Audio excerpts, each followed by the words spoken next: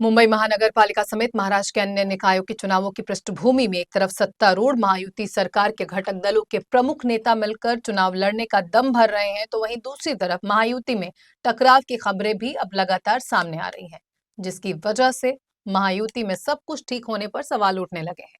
दरअसल महायुति सरकार में एक तरफ रायगढ़ के पालक मंत्री पद को लेकर उप मुख्यमंत्री अजित पवार की एनसीपी के प्रदेश अध्यक्ष सुनील तटकरे के खिलाफ उप मुख्यमंत्री एकनाथ शिंदे की शिवसेना के नेता और मंत्री भरत गोगावले और विधायक महेंद्र दलवी लगातार आपत्तिजनक शब्दों का इस्तेमाल करते हुए हमला बोल रहे हैं, तो वहीं दूसरी तरफ बीजेपी विधायक गोपीचंद पडलकर इन दिनों अजित पवार को खटकने लगे हैं। दरअसल शरद पवार की पार्टी के वरिष्ठ नेता जयंत पाटिल के खिलाफ पडलकर की आपत्तिजनक टिप्पणियां इसकी वजह है। अजीत ने इस पर नाराजगी भी जताई है। इसी तरह उप मुख्यमंत्री एकनाथ शिंदे, बीजेपी के नेता और मंत्री गणेश नाइक से खफा हैं। आपको बता दें कि गोपीचंद पडलकर ने मंगलवार को एक बार फिर जयंत पाटिल के खिलाफ स्तरहीन टिप्पणी करते हुए हमला बोला था। वहीं डीसीएम अजित पवार ने जयंत पाटिल के खिलाफ पडलकर की टिप्पणी की आलोचना करते हुए नाराजगी जताई और सभ्य राजनीति के महत्व पर जोर दिया। पवार ने स्पष्ट किया कि भाजपा के प्रदेश अध्यक्ष के तौर पर रविंद्र चौहान और विधानमंडल के प्रमुख होने की वजह से मुख्यमंत्री देवेंद्र फडणवीस की जिम्मेदारी है कि वो ऐसे बयानों में संज्ञान लें।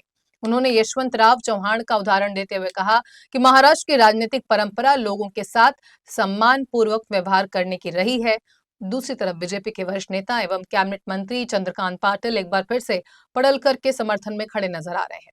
वहीं ठाणे नई मुंबई में बीजेपी के नेता और कैबिनेट मंत्री गणेश नाइक और उप मुख्यमंत्री शिंदे के बीच की सियासी अदावत वर्षों से चली आ रही है। डीसीएम शिंदे के गढ़ ठाणे जिले में गणेश नाइक ने जनता दरबार लगाया था। जवाब में शिंदे अब नाइक के गढ़ नवी मुंबई में अपना प्रभाव बढ़ाने का प्रयास करने लगे हैं। इस पर नाइक ने शुक्रवार को जोरदार हमला बोला। उन्होंने शिंदे और उनके सांसद बेटे श्रीकांत शिंदे का नाम लिए बगैर कहा कि ये वो लोग हैं जो पैसे के लिए कुछ भी करने को तैयार रहते हैं।